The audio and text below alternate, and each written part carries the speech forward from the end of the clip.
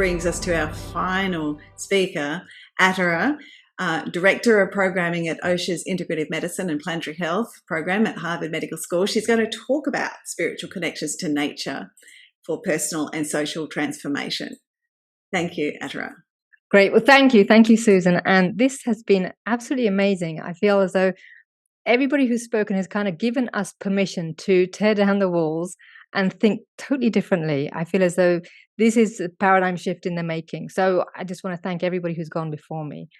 And I feel as though it's given permission to say things that I might not have said otherwise. So I'm going to speak a little bit from my own experience, in the words of Paul Dieppe, where experience trumps knowledge. And I'm going to speak about Eco-Dharma. So there are 3 elements to Eco-Dharma as described by David Loy. He wrote the book on Eco-Dharma, and it's essentially a Buddhist response to the ecological crisis. He breaks it down into practicing in nature, clarifying the ecological implications of Buddhism. And that essentially means, how does non-separateness at the level of individualism relate to our sense of separateness from the world, the planet at large? And then the third is taking that understanding and turning that into eco-activism. So those are the 3 components of Eco-Dharma. I'm going to focus on the first one in terms of practicing. So speaking to some of the things that were said earlier, like Cindy, you spoke about the eco-anxiety that people experience. This is something that, how do we address that? There are lots of different ways. Practicing in nature is a very direct way, I feel, and that I have experienced, that brings you into contact with your own sense of something is wrong and I want to do something about it, but it's overwhelming. How do I do it? How do we actually literally build that interconnection from your own heart to what your actions can be? So there's a building of a bridge there. So I'm just going to share a couple of prompts and experiences that have helped me along in my journey. So one is, I've spent 20 years in a spiritual community, really practicing both individual and collective awakening. So there's a context there that I've come from, and alongside that, I've been pursuing studies and professional experience in environmental sustainability.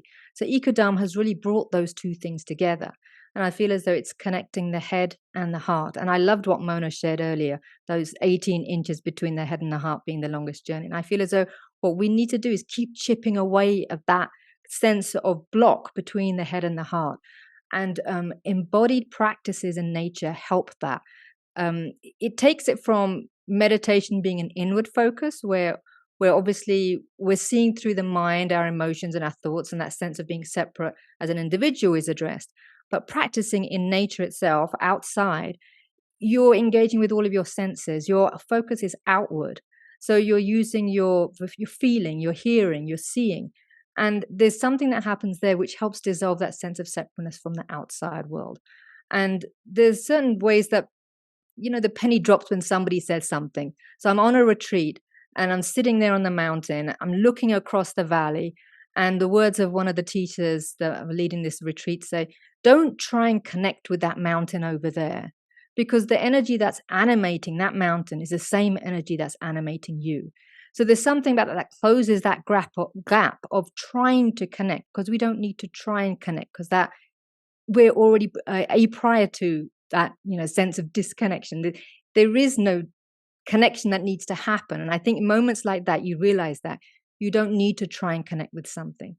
So other experiences are like metta practice. I think, we referred to Thich Nhat Hanh earlier, where he talks about walking on the earth as if you're kissing the ground. And actually, every step you take, consciously feeling, I'm not walking on the earth. I'm in relationship with the earth. And there's something about that again awakens that bi-directional relationship. Often we walk through a forest, or where we are observers. We're walking through a forest as, almost aliens. But this kind of practice and this metta practice of extending gratitude for the flowers around you, the rocks, the trees, it awakens something else where you are no longer external to it. There is a bi-directional relationship that's awakened in that process.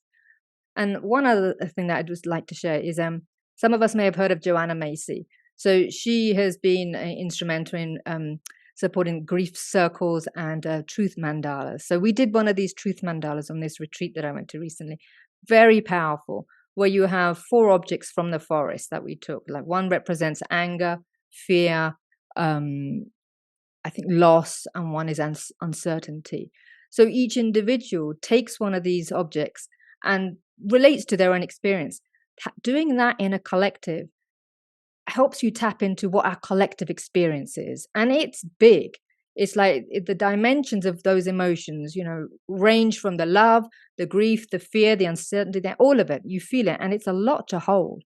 And then going into the forest after that, there's something very raw about your experience engaging in nature. And what I have found in my experience in this particular context is you are open to the forest, to the natural world in a way that you aren't necessarily, and it's not divorced from our collective experience as human beings.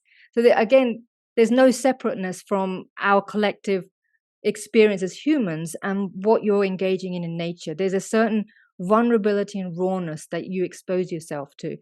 And there's something that you can allow yourself to know experientially, a different way of knowing and being, which isn't just from the head. And following that, allowing your own intuition to guide you. And this is where, it may not be acceptable to say this in normal academic circles, but I think you actually start experiencing a different way of being and knowing, which is not just from the head. You can have an interaction with the natural environment, which has selfhood to it, and you can be guided by that. And I think that starts to change our relationship with nature. The indigenous peoples have got it right. We've spoken about that numerous times. That relationship with nature is embodied with spirit, aliveness. It's not inert. There's a bidirectional relationship and honoring of nature, because the indigenous peoples know it's not inert. It is sacred, as people alluded to earlier. And this awakens that sense of sacredness. And I think the last thing I'd want to just end on is, or 2 things actually. So often we hear about going into nature for the benefit of our health and well-being, but that's a transactional relationship. That's a very anthropocentric way of relating to nature. I think the way that, again, the indigenous peoples, it's not about getting something from nature. It's realizing we are part and parcel of nature. There's no getting. It's the spiritual kind of embodiedness that we then start to experience ourselves. So the last thing I will end on, Susan, is Robin Wall Kilmer. I love something that I learned from her book. What if we realized that the earth loved us back? To me, that really changes our relationship to nature. Like, oh, there's a sentient Gaia here that is just calling for us to awaken to the love that she has for us. So I just want to end with that, and thank you all.